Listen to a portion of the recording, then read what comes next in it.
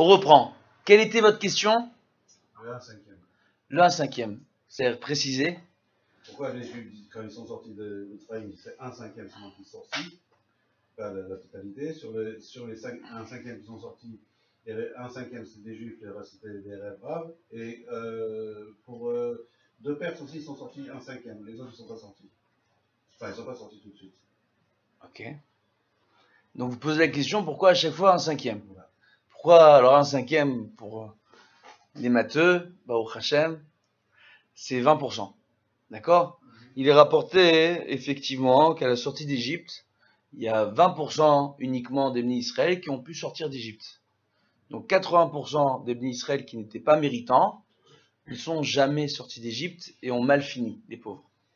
Voilà. Oui. Donc, et par la suite, lorsqu'il y a eu la galoute à la suite du premier temple, quand Ezra et Néhémia sont revenus avec les Bnei Israël, il faut savoir qu'à leur époque, il y avait un taux d'assimilation record.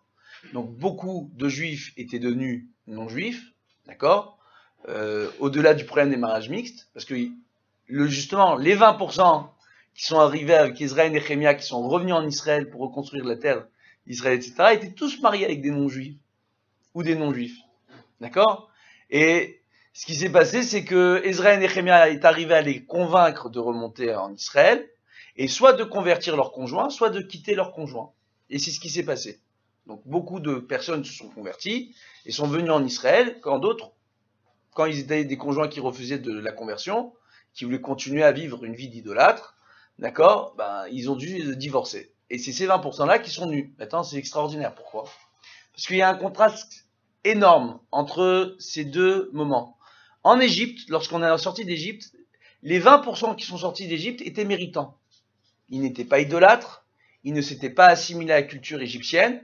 D'ailleurs, on rapporte à leur propos qu'ils étaient shlemim, que c'était Am Shalem, d'accord, c'était un peuple entier. Pourquoi? Shalem, c'est les initiales de plusieurs choses. Shelo shinu et shmam, d'accord? Shelo shinu et leshonam, d'accord? Velo shinu et malbusham. On va le faire en français. Ils n'ont ni changé leur nom, donc ils n'ont pas voulu prendre des noms égyptiens. Ils n'ont pas changé la façon de se vêtir, donc ils ont continué à se vêtir selon les règles de la pudeur du judaïsme, d'accord? Ils n'ont pas commencé à s'habiller comme des Égyptiens, d'accord? Et ils n'ont pas changé non plus leur langage, leur langue. Ils n'ont pas abandonné l'hébreu pour mieux parler, entre guillemets, l'Égyptien, se mettre à parler que l'Égyptien. Il n'y a pas aussi le chinois et l'harmonal? Alors, non. Non. Non. Non, ça c'est bien juif ça. C'est bien juif ça. Alors, on continue. Parle d'argent. C'est extraordinaire. Maintenant, qu'est-ce qu'on voit? On voit que donc les 20% qui sont sortis d'Égypte, en réalité, ils étaient méritants. Alors que les 20% qui sont montés avec Ezra et Néhémia, ils étaient tous assimilés, ils avaient fait des mariages mixtes, ils étaient avec des gens qui étaient idolâtres. Quand même, il y a une grande différence. Mais ils ont accepté de faire teshuva. Ils ont accepté de faire teshuva et de faire teshuva autour d'eux. C'est ce qui leur a donné le mérite de pouvoir revenir sur la terre d'Égypte, d'accord? Sur la terre d'Israël, quel lapsus. Sur la terre d'Israël, d'accord? Et que, Baruch Hashem, et de pouvoir reconstruire le temple, donc le deuxième temple, à l'époque de Ezra et Néhémia. Ok, donc on voit ici la différence. Mais en réalité, il y a un très grand point commun entre ces deux expériences, ces deux exils et ces deux remontées vers la terre d'Israël. C'était tout simplement la faculté des Bnei Israël, même les plus éloignés, de pouvoir faire teshuva. Ça, c'est un. Maintenant, la question, c'est la suivante. La véritable question, c'est que vous avez posé une question qui était un peu plus pointue tout à l'heure. C'est-à-dire que, est-ce que s'il y aura délivrance, est-ce qu'il y a un risque pour qu'il n'y ait que 20% des Bnei Israël qui aient accès à la Géoula, à la délivrance finale? Et que 80%, comme au moment de la sortie d'Égypte, et comme au moment de la remontée en Israël, à la suite de du premier exil après la destruction du premier temple pour la construction du deuxième temple, lorsqu'ils ont quitté la Babylonie pour revenir en Israël, 20% sont montés dans un premier temps. Ce qu'on ne précise pas pour la montée de babylonienne, c'est que dans un premier temps, il n'y a que 20% qui sont montés. Par la suite, tout le reste a suivi en Babylonie. D'accord? C'est premièrement, et puis malgré cela, c'est que même durant la période du Second Temple, il restait une très forte communauté en Babylonie, d'accord? Parce que les rois babyloniens à ce moment-là ont décidé d'aider le judaïsme à se développer, parce que les rois babyloniens avaient reconnu qu'il était bon pour eux d'avoir des juifs qui instauraient un certain ordre. Après, on étudiera cette histoire, ce qui explique la raison pour laquelle, par la suite, les juifs, les grands maîtres, après la destruction du deuxième temple, vont être vendus par les Babyloniens en esclavage à l'époque du roi Charlemagne. Le roi Charlemagne, à son époque, il cherchait des esclaves. Oui, c'est rapporté dans différents livres de poskim, d'accord, et d'historiens du judaïsme. Et en réalité, à l'époque du roi Charlemagne, il cherchait des esclaves et que les rois de Babylonie avaient vu qu'ils ont encouragé cela dans un premier temps, mais ils voyaient que les gens n'allaient plus se faire juger que dans les tribunaux rabbiniques, parce qu'ils n'avaient pas de propre système civil, les Babyloniens, pour traiter leurs affaires. Donc tout le monde allait chez les Juifs se faire juger, régler leurs différends. Les rois babyloniens se sont dit, si un jour vient l'idée aux Babyloniens de se dire, attends, les rois, ils nous ont mis aucune structure en place, et c'est les Juifs qui règlent les différends entre nous, peut-être qu'un jour ils vont vouloir prendre un Juif et le mettre sur la place du trône. Donc ils ont décidé à ce moment-là de vendre, à cette époque-là, donc les Juifs sont restés longtemps en Babylonie, de vendre à cette époque-là les Juifs en esclavage au roi Charlemagne. D'accord? Et c'est d'où est arrivé, à l'époque du roi Charlemagne, les Juifs sont arrivés en grand nombre en France. Donc il y en avait déjà à l'époque, à la suite de la discussion par les Romains qui étaient aussi installés là-bas avaient ramené quelques Juifs, mais la grande partie des Juifs qui sont arrivés à Aix-en-Provence, d'accord, à Narbonne, etc., ils sont arrivés à l'époque du roi Charlemagne, et ça va être les ancêtres, entre guillemets, d'accord, de Rachi et des Balei Tosfot. C'est comme ça qu'ils vont arriver. Donc en réalité, quand on vous parle d'Ashkénaz qui viennent d'ici et là, on vient tous de la terre d'Israël à la base, et c'est des Juifs qui ont été enlevés après la destruction du deuxième temple par les Romains qui sont retrouvés en Europe, ou alors qui ont été vendus par les rois babyloniens au roi Charlemagne, d'accord, à l'époque où Charlemagne cherchait des esclaves. Et ça, c'est une autre histoire qu'on racontera à l'occasion de Bezrat Hashem. Et on voit qu'il y a une chose qui est extraordinaire. La chose qui est la suivante, en réalité, c'est, est-ce que oui ou non, le prophète Ishayahu, il nous rapporte que réellement, au moment de la Géoula finale, donc au moment de la délivrance qui va précéder la construction du troisième temple, Bezrat Hashem, et ce sera une délivrance, ce sera la délivrance finale, parce que après, entre guillemets, ce qu'on appelle dans la littérature anglo-saxonne et française, etc., le fameux jugement dernier, d'accord, Akadosh Baruch Hu, en réalité, il va délivrer ce monde et l'ensemble de l'humanité, d'accord, de la folie de l'homme. Maintenant, il est rapporté par le prophète Ishayahu, réellement, que même à ce moment-là, il n'y aura que 20% des Israël qui seront sauvés. Non. Comme au moment de la sortie d'Égypte. Et que 80%, comme en Égypte, malheureusement, ils n'auront pas le mérite de pouvoir être sauvés et auront un destin fatidique. Comme les 80% qui sont restés en Égypte. Maintenant, il faut bien comprendre. Ici, il y a une chose qui est extraordinaire qui doit être expliquée. Il y a le Rambam qui rapporte dans Ilchot Melachim une chose fantastique. Il dit que tout ce qui est écrit dans les livres des prophètes et tout ce qui est écrit dans le Talmud, les Mishnayot, les Gemarot, etc., qui traitent de la Géoula ou des futurs événements qui concernent l'humanité ou les Israël, il nous explique Dvarim Stumim Aleem. Donc ce sont des choses qui restent mystérieuses, même pour les prophètes qui ont prononcé ces prophéties, et même pour les maîtres du Talmud qui ont exprimé leur idée. Je vais vous donner un exemple. Dans le Talmud, il y a différentes Gemarot, je l'ai dit à plusieurs reprises, mais il y a une Gemara qui rapporte, par exemple, que pour avoir la Géoula, d'accord, dans Masechet Nida, on nous rapporte qu'il faudra que toutes les Neshamot qui sont dans le corps, d'accord, devront se terminer. En clair, que toutes les Neshamot dans le ciel descendent sur terre. Toutes les Neshamot qui ont été créées. Maintenant, c'est très compliqué. Pourquoi? Parce qu'il y a les Neshamot qui ont été créées au moment de la création, qui étaient tous dans le corps d'Adam, d'accord, Adam Arishon. Et ces Neshamot-là doivent tous descendre dans ce monde, c'est premièrement, mais l'autre problème qu'on a, c'est que il y a d'autres Neshamot qui ont la faculté à travers leurs bonnes actions de créer, ou leurs mauvaises actions, de créer des bonnes ou des mauvaises Neshamot. Donc dans le ciel, ça ne s'arrête pas de créer des Neshamot. Donc on pourrait dire, c'est quoi la solution pour amener la Géoula? On fait plein de bébés pour avoir plein de Neshamot. Ça veut dire quoi exactement que toutes les Neshamot descendent? D'accord, dans ce monde. Alors, il y a différentes explications qui sont données. L'explication totale, c'est quoi? C'est qu'en réalité, c'est que toutes les Neshamot fassent un véritable repenti, d'accord? Pour pouvoir permettre à ce monde de ne plus avoir de mauvaises Neshamot créées par des mauvaises actions, des mauvaises âmes créées par les mauvaises actions, d'accord? Et avoir que des bonnes âmes qui descendent dans ce monde, jusqu'à qu'à la fin, que toutes ces bonnes Neshamot, lorsqu'elles descendent dans ce monde, à force de faire le repentir sur toutes les générations précédentes, qui ont mal agi à travers les générations, d'accord? Tout simplement, pour nous permettre d'accéder à la Géoula. Ok.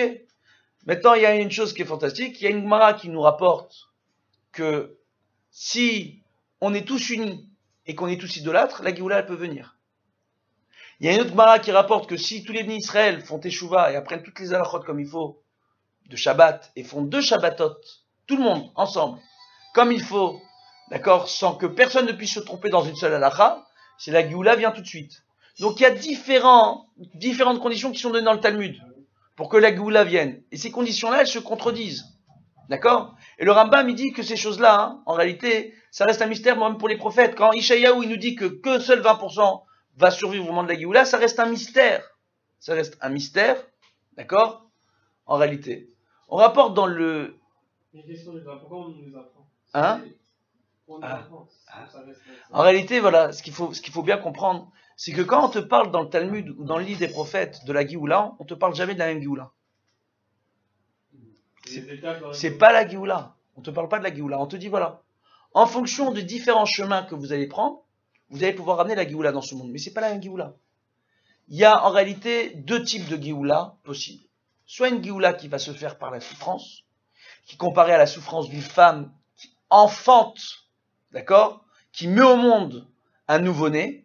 Il faut savoir qu'une souffrance, aujourd'hui, il y a la péridurale, d'accord, qui limite et qui réduit grandement les souffrances d'une femme au moment où elle met un enfant au monde. Il faut savoir que les souffrances, elles sont terribles. Le Rambam lui-même, à son époque, il n'avait pas les moyens technologiques qu'on a aujourd'hui. Rapporté qu'il y avait plus de 80 miracles inexpliqués entre le corps de la femme et le corps de l'enfant qui se déroulent au moment de la naissance d'un enfant. Aujourd'hui, la science nous rapporte qu'il y a plus de 120 phénomènes inexplicables au moment de la naissance d'un enfant, et la pression qui sort de la femme, du ventre de la femme au moment où elle met son enfant au monde, d'accord, qui est invivable, il y a 120 phénomènes inexplicables. D'accord? C'est-à-dire, en termes normaux, une autre personne, on la met dans les mêmes conditions, elle ne pourrait pas survivre. Mais la mère et l'enfant au moment de l'accouchement, les deux arrivent à survivre et c'est miraculeux. On ne nous dit pas pour rien qu'une femme, après son accouchement, pendant 40 jours, elle est entre la vie et la mort. D'accord? Et on ne nous dit pas pour rien qu'un enfant, pendant les premiers 30 jours de sa vie, il est entre la vie et la mort aussi. C'est ce que nous rapporte le Talmud. Pour quelle raison? Parce que réellement, on voit qu'il y a un nombre de souffrances, aussi bien pour la femme que l'enfant, qui sont vraiment insurmontables normalement pour n'importe quel autre être humain. Maintenant, ce qui se passe, il faut bien savoir, c'est qu'on rapporte ça à Chevlei HaMashiach, les souffrances de la naissance messianique. Donc, pour accéder à la Géoula. Maintenant, pour répondre très simplement à cette idée, il y a une chose qu'il faut bien comprendre. Quand on nous parle, par exemple, des Juifs qui vont, en faisant 2 Shabbatot comme il faut, en étudiant toutes les halachot de la Torah, ramener la Géoula dans ce monde. D'accord? On nous parle de quoi en réalité? On nous parle en réalité d'une chose qui est fantastique. On nous parle en réalité d'une condition, d'accord? Que si tous les bénis Israël font Teshuvah, se mettent à étudier la Torah, parce que pour qu'être toutes les halachot de Shabbat, comme il faut vraiment étudier. Donc ils vont étudier comme il faut, ils vont faire une véritable Teshuvah, ils seront tous capables de faire 2 Shabbatot. Et là on ramène la Géoula. Mais là c'est une Géoula sans souffrance, sans guerre. Pourquoi? Parce que toutes les introductions au livre des prophètes, il a été rapporté par tous les prophètes du judaïsme que leurs prophéties ne sont là que pour nous mettre en garde. Dieu, les prophéties qu'il annonce, c'est pour nous faire Teshuvah. Pourquoi il nous donne des prophètes? Vous croyez que Dieu, il a un problème d'ego? Il a besoin de dire à un homme ce qu'il va faire pour prouver qu'il existe? C'est pas ça du tout. Kadosh Baruch Hu, à certains moments donnés, il voit que dans le ciel, malheureusement, se créent de mauvaises énergies. Pour bien vous expliquer la chose, essayez d'imaginer. Vous prenez dans cette pièce 2 grains de poussière. 2 grains de poussière. Et vous dites à ces 2 grains de poussière, voilà, toute la pièce, tout le bureau, tout l'immeuble, toute la ville, tout le pays, le monde entier, l'univers, ne va tenir que sur vous 2, les 2 petits grains de poussière, à condition que vous vous aimiez les uns les autres, que vous vous soutenez les uns les autres, en appliquant certaines règles et certaines lois, qui sont en l'occurrence des lois divines. Ces 2 petits grains de poussière-là, s'ils le font, ils peuvent non seulement maintenir l'ordre dans le monde, mais améliorer le monde autour d'eux. Maintenant, on leur dit, si vous n'écoutez pas et vous ne faites pas, vous pouvez à vous 2, en parlant mal l'un de l'autre, en ne vous entraînant pas, en vous détestant, détruire le monde. À vous 2. C'est ce qu'a fait Akadosh Baruch Hu avec nous. Chaque être humain dans ce monde, c'est comme un de ces 2 petits grains de poussière. Essayez d'imaginer, demain, ça vous viendrait à l'idée de confier la gestion de votre entreprise à un enfant de 2 ans. Vous allez lui dire, écoute, on a besoin de faire le bilan annuel, vous allez le laisser avec un stylo et tous les papiers du bilan dans un bureau, dans une pièce, seul, un enfant de 2 ans. Ça vous viendrait à l'idée? À personne. Kadosh Baruch Hu, qui est parfait, qui n'a pas besoin de nous, qui nous a créés par amour. Il vient et il nous donne non seulement une création sublime, extraordinaire et sans fin, mais il nous donne les clés de cette création. Il dit maintenant tout dépend de vous. Ma création, elle est capable de se reproduire d'elle-même grâce à vos actions. Et vos actions auront une conséquence, aussi bien matérielle que spirituelle sur ce monde. De ce fait, quand on parle de Géoula, il y a différentes possibilités pour la Géoula. Il y a une Géoula qui peut venir, et je peux vous assurer, sans aucune souffrance. Le Rav Israël, qui a étudié avec mon père, Zecher Tzadik Vekadosh Livracha, mon père a eu le mérite d'étudier avec le Rav Israël pendant des années. Baruch Hashem. Le Rav Raphaël Yaakov Israël de Sarcelles. Voilà. D'accord? Baruch Hashem, qui avait étudié à Getzet, qui avait étudié à Sfez, au Maroc, etc. Zecher Tzadik Vekadosh Livracha, qui était le Rav de mon père, le Rav de la famille, Baruch Hashem. D'accord? Mon père a eu le mérite d'étudier avec lui pendant des années. Et il a rapporté une chose dans ses livres, c'est la même introduction qu'il a rapportée dans ses livres de commentaires sur le Talmud. D'accord? Il rapporte une chose qui est extraordinaire. Il rapporte en réalité, dans son introduction, que vu que ce sont des avertissements, toutes les prophéties, elles sont là pour nous mettre en garde. Mais il faut savoir que si on fait teshuva, alors tous ces avertissements, que quand on lit les prophéties, elles sont pas sympas les prophéties. Les prophéties, elles ne parlent que de catastrophes à venir, si on ne fait pas teshuva. Donc en réalité, de quoi on nous parle? Quand on parle de prophétie, on parle de futur. C'est une mise en garde. Il dit, ces mises en garde, elles sont là pour nous permettre de faire teshuva. Donc, ce n'est pas une fatalité en soi. Il n'y a pas d'autodéterminisme dans ce monde. Il n'y a pas forcément une fin qui a été décidée par Dieu. Il y a des milliards de chemins infinis. Il y a une infinité de probabilités sans fin qui peut mener ce monde d'un bout à l'autre des sentiments humains vers la construction d'un renouveau pour l'humanité positif, dans la paix et l'harmonie entre tous les hommes, comme dans la destruction totale. L'esclavage, l'asservissement, les guerres, des enfants qui prennent les armes dans des pays, jusqu'à aujourd'hui, des familles entières qui n'ont pas de quoi manger, des populations qui sont dans les rues pendant que d'autres sont en train de s'éclater dans les mêmes pays. D'accord? On voit ça partout, malheureusement. On voit l'écart qui se crée entre certains pays du tiers-monde et les pays développés. C'est une folie furieuse. Il faut voir que les pays développés, en plus, ont réussi à se développer en profitant des richesses naturelles des pays du tiers-monde. Ça, faut pas l'oublier. Donc cette folie-là, elle est due à quoi? Elle est due au choix de l'homme. Et c'est l'homme qui est en train de détruire ce monde. Quand aujourd'hui certaines personnes vont se plaindre, on va parler, c'est pas de la politique, mais vont se plaindre, ils vont dire, il y a beaucoup d'immigrés qui viennent de pays en difficulté parce qu'ils ont besoin de travailler. Mais excusez-moi, pourquoi ils débarquent chez vous aujourd'hui?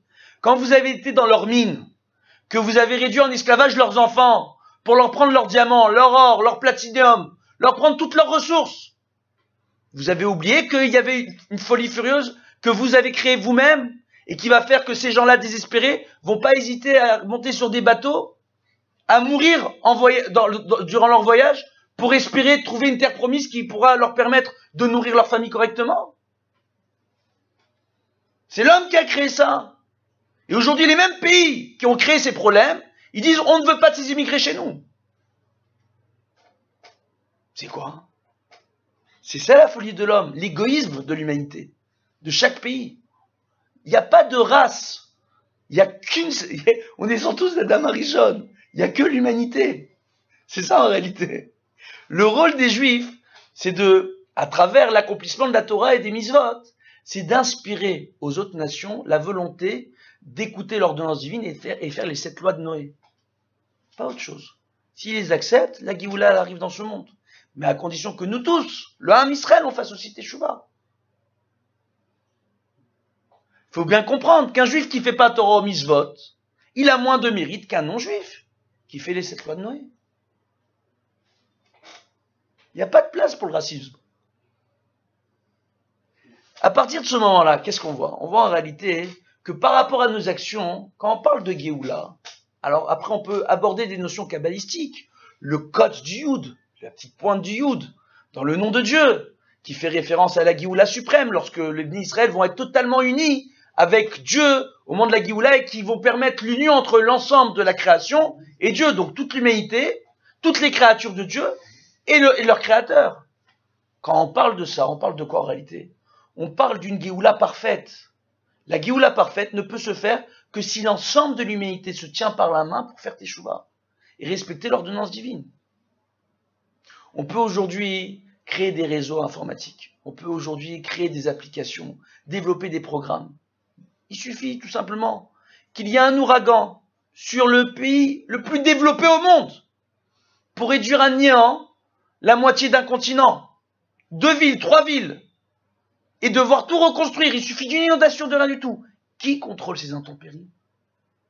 Et surtout, qui engendre ces catastrophes naturelles si ce n'est notre propre pollution? Ouais, on arrête les bêtises là. Si c'est pas notre propre pollution, d'accord? On est d'accord ou pas? Donc ça veut dire quoi? Nos actions engendrent des xérotes. On voit malheureusement, d'accord? Malheureusement, on a du mal à le comprendre et ça c'est entre les mains de Dieu. On n'est pas au-dessus du Dieu, on n'est pas au-dessus du bon Dieu, on est bien en dessous. Donc à partir de ce moment-là, voilà, pour vous prouver une chose qui est extraordinaire. On dit que Akadosh Baruch Hu, dans le Talmud, il est rapporté qu'avant de donner un coup, d'accord, avant de faire subir la moindre sentence à l'humanité, il prépare déjà le remède. D'accord? Donc avant d'envoyer le moindre mal dans ce monde, il a déjà préparé le remède. Je vais vous donner un exemple extraordinaire. Dans la paracha qu'on a étudiée la semaine dernière, la paracha Kitissa.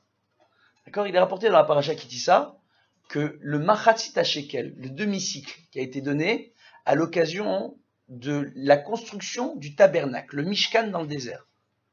D'accord? On voit quoi? On voit que ce Machatzit HaShekel a été donné en tant que kofer, donc en tant que pardon. C'était une tzedaka qu'on devait donner, d'accord? Pour demander pardon à Dieu à cause de la faute du veau d'or. Donc le premier Machatzit qu'on a donné, c'était pour se faire pardonner de la faute du veau d'or. La faute de l'idolâtrie.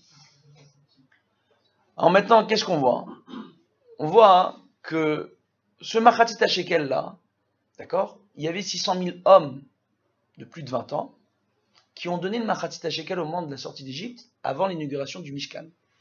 D'accord, pour créer les Hadanim, les socles, des poutres qui allaient être reliées les unes avec les autres, qui allaient permettre de construire dans le tabernacle, donc le temple portatif, d'accord, le saint et le saint des saints, Kodesh et Kodesh et Kodesh. Ces socles-là étaient en argent pur.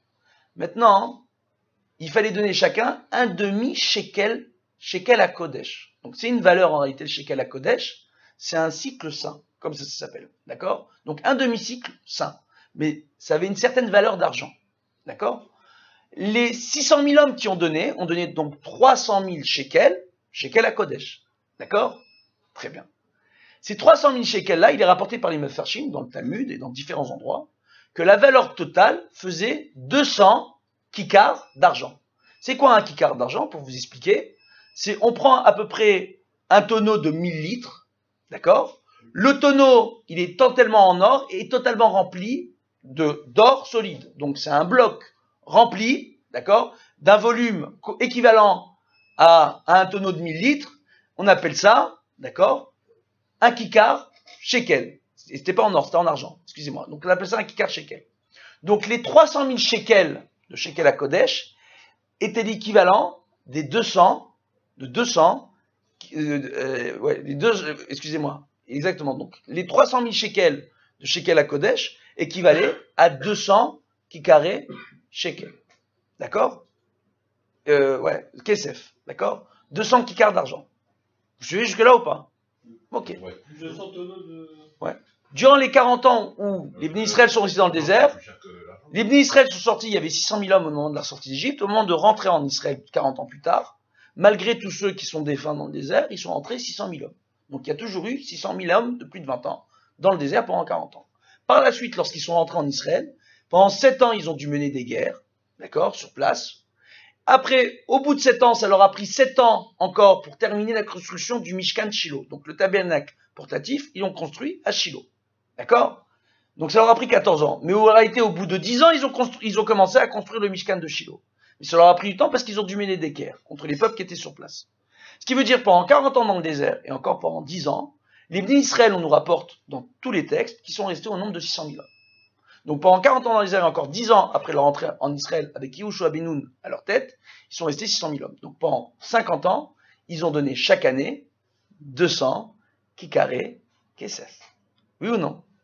Dans la Megillah d'Esther, qu'on a vue à Purim, il nous est rapporté que Haman, pour obtenir l'autorisation de pouvoir tuer un an plus tard, le même jour, tous les Juifs dans les 127 pays du royaume d'Achashverosh, d'accord, a remis 10 000 tonneaux d'argent. Kikaré kesef, donc des tonneaux remplis d'argent et les tonneaux eux-mêmes sont en argent. D'accord? Il en a remis 10 000. Maintenant, je vous pose une question. Si moi, pendant 50 ans, 600 000 hommes donnent chaque année, d'accord, 200 tonneaux d'argent. On va la dire comme ça. Ça fait combien au bout de 50 ans? 10 000. Que nous rapporte le Talmud et que nous rapporte le Zohar, d'accord, à ce sujet-là? Écoutez bien. Et ça, c'est extraordinaire.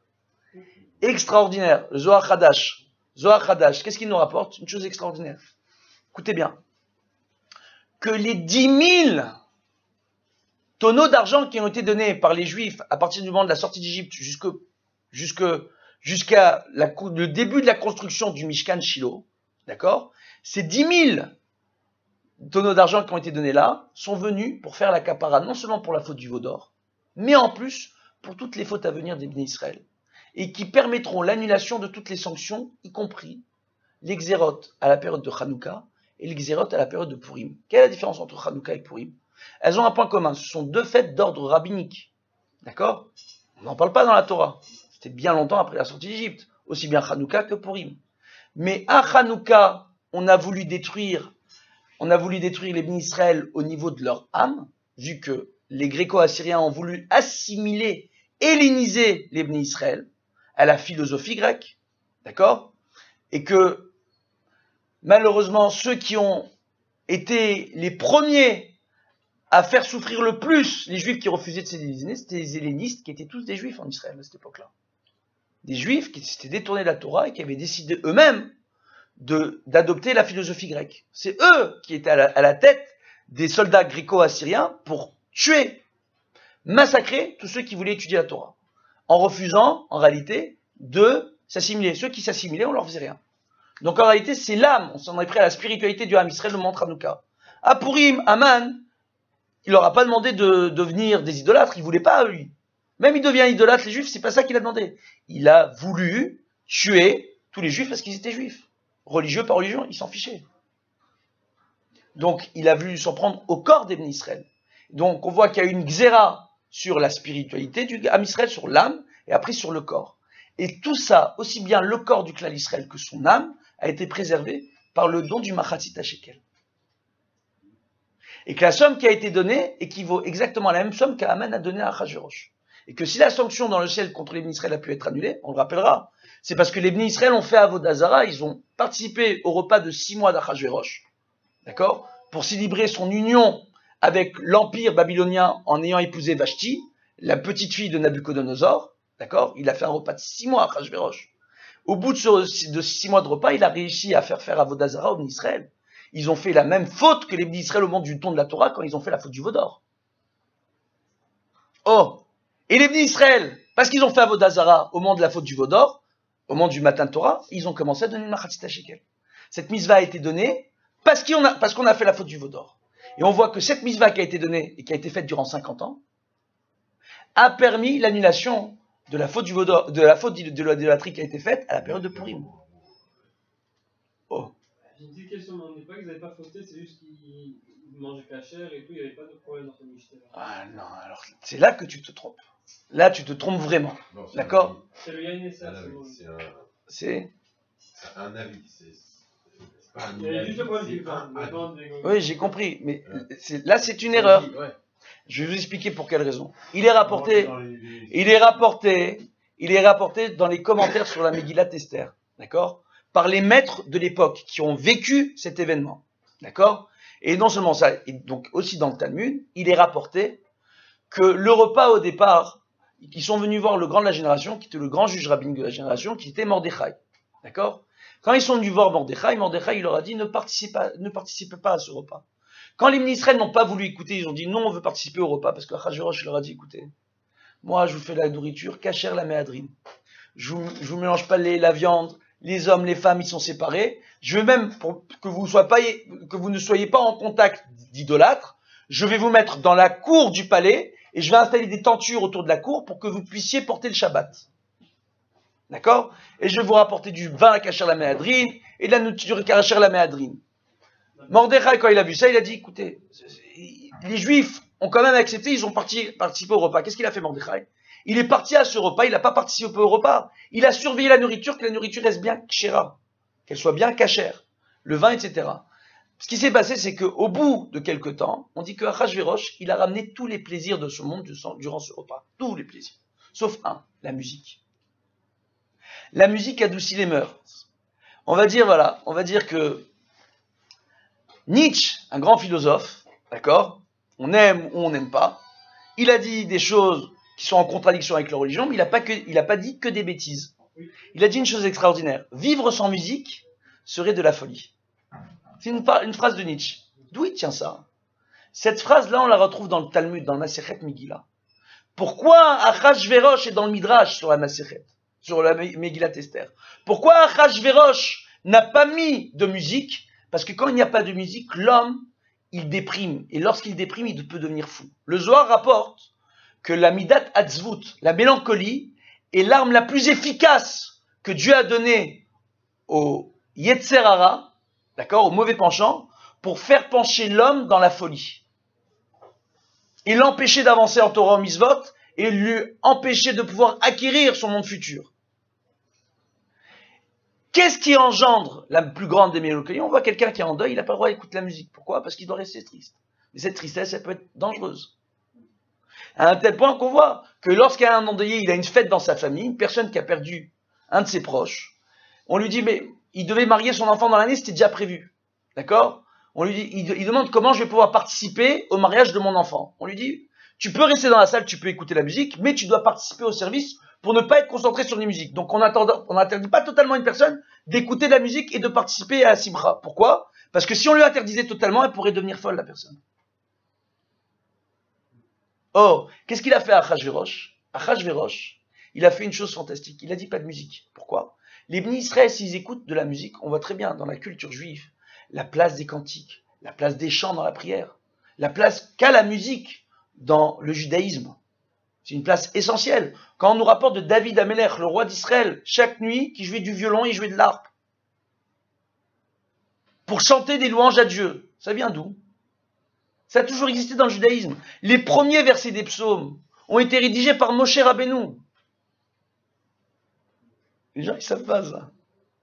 Et il y a même certains versets qui sont attribués à Adam Arishon, d'autres à Abraham, d'autres à Yitzhak, d'autres à Yaakov. Qu'est-ce qu'il a fait, David? Il a récupéré tous les psaumes, il en a écrit une partie, il a commencé à les ranger par ordre. Et c'est son fils Shlomo Amelech, après la mort de David, qui est venu et qui a terminé le livre des Tehillim et qui a rédigé les derniers Tehillim. Les gens ne savent pas.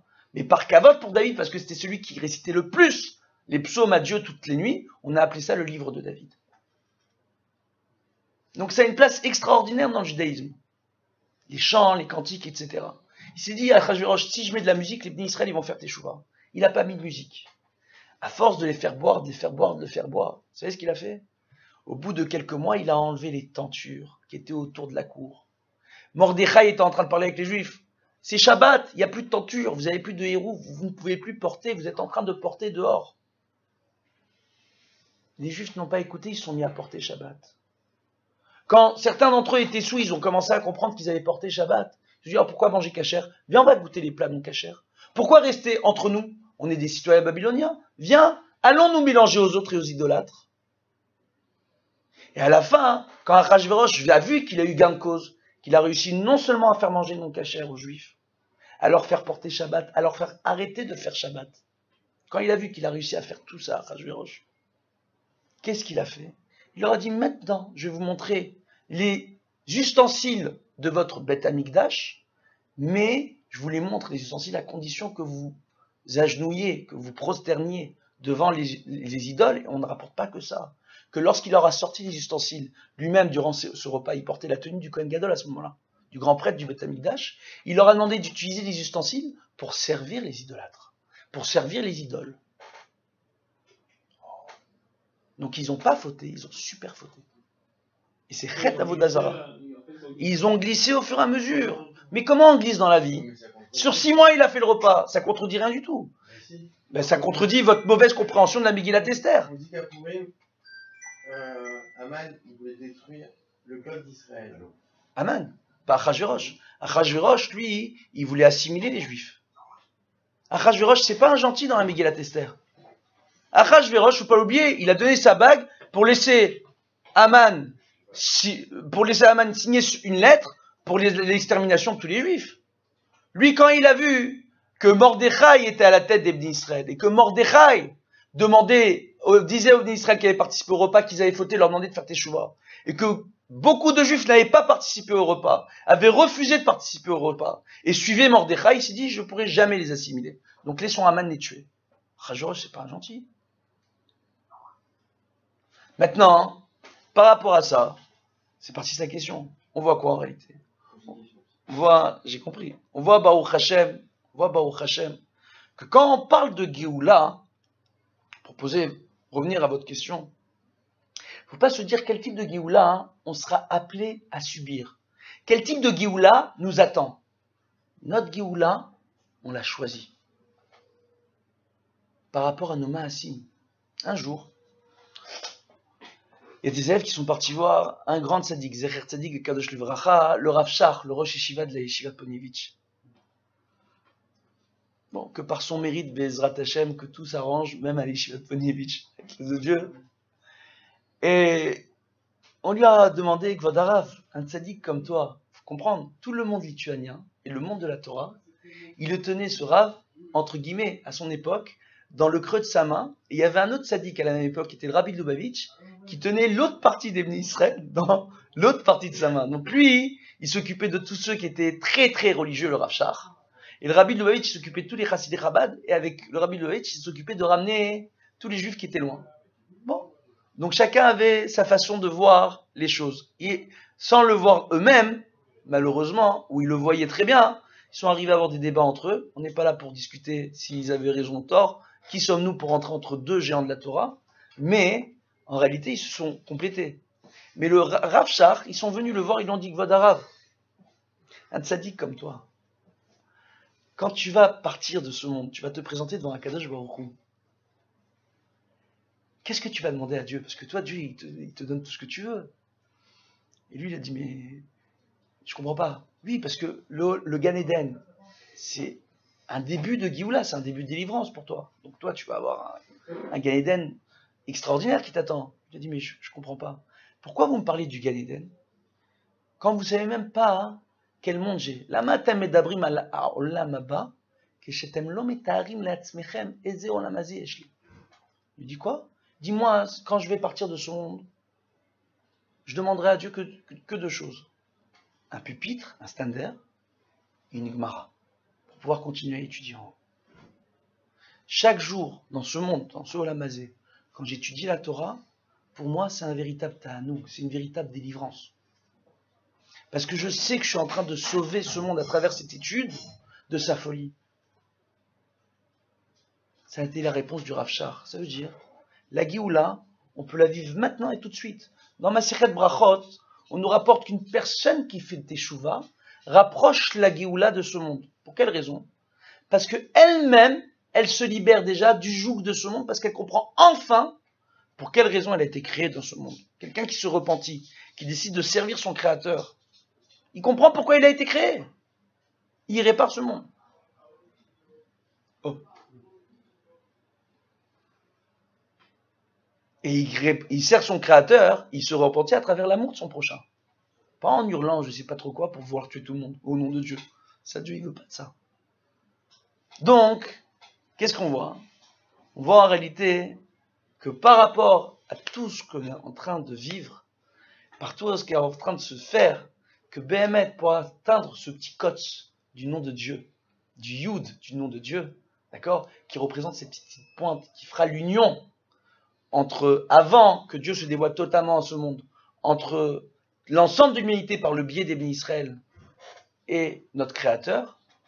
Pour arriver à ça, il faut véritablement faire Teshuvah. Et qui va se dévoiler à l'extérieur ou c'est à l'intérieur de nous qui se dévoile? Oh, il se dévoile en chacun de nous. Dieu est partout, il est en nous.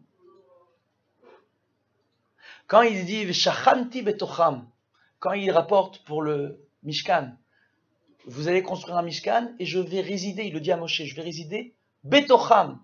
Betocham, en eux, pas parmi eux. Quoi en eux? En chacun d'entre nous. C'est-à-dire, je ne vous ai pas demandé simplement de me faire un temple, de me faire un tabernacle. Je veux que chacun dans votre cœur, vous deveniez mon foyer. Je veux résider en vous. Je veux vous inspirer. Quand on dit que l'homme a été créé à l'image de Dieu, Dieu, il nous ressemble. Vous avez vu comment je suis, moi? Faut être sérieux. Il ne peut pas avoir ma tête, le bon Dieu. Ni la vôtre. Faut être sérieux. Oui ou non? Ni la tête de n'importe quelle personne. À Kadosh Baruch Hu, on dit en réalité que lorsqu'on cherche à faire le bien, tel que Dieu nous l'enseigne à travers ses ordonnances, d'accord? Et là, c'est à ce moment-là qu'on est appelé à être l'homme créé à l'image de Dieu, à travers la bonté, la tolérance, et à savoir comment se comporter, à quel moment se comporter vis-à-vis de son prochain. Ça, c'est Dieu. Dieu, Kulot Sedek. Dieu, il est justice. D'accord? Donc, se comporter de façon juste, en tout temps, vis-à-vis de toute personne, dans n'importe quel contexte. C'est là que l'homme est appelé B'Tselem Elohim. C'est là que l'homme a été créé à l'image de Dieu. Une autre question? La question, c'est pourquoi à Purim, on ne fait pas le halal alors qu'à Hanouka, on fait le halal? Oh, alors la question est très bonne. Baruch Hashem. D'accord? Elle est très très bonne la question. J'avais une petite idée sur la différence. Je me disais que c'était peut-être, vu que à Hanouka, on attaquait le judaïsme et pas le peuple. L'âme Voilà. du clan d'Israël. Et à Purim, c'était les juifs en tant que peuple. Donc le Hallel a été déclaré. Bon, alors Si c'est ça la différence. c'est une. Tu vois, Baruch Hashem, Ashrecha Israël, c'est une des réponses. Be'ezrat Hashem, la semaine prochaine, je vous donnerai toutes les réponses en détail parce que pour te répondre là, c'est encore 15-20 minutes et ça fait déjà un petit moment que je vous ai pris. Be'ezrat Hashem, on verra ça la semaine prochaine, Besimcha Rabba. Chazak ou Baruch, parce que déjà ta réponse, c'est un début d'élément et c'est le très bon début d'élément. Chazak ou Baruch.